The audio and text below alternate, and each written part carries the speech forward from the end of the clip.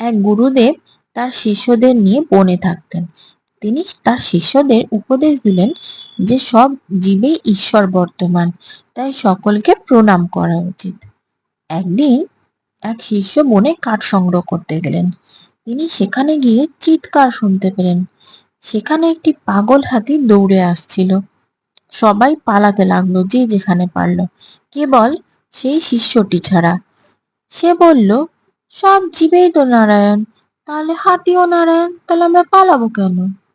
হাতি যখন তার দিকে দৌড়ে ছুটে আসছে, মাহুত তাকে বারবার সতর্ক করলো, কিন্তু সে উল্টে হাতিকে প্রণাম করলো। যথারীতি হাতি এসে তাকে ছুঁড়ে ফেলে দিল।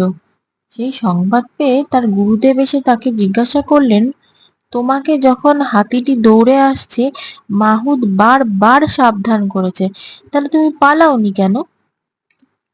তিনি বললেন, সব জীবেই তো নারায়ণ গুরুদেব, তাহলে হাতিও নারায়ণ, তাহলে তাকে দেখে পালাবো কেন?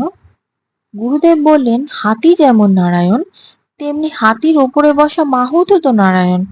তুমি মাহুত নারায়ণের কথা শুনলে না কেন?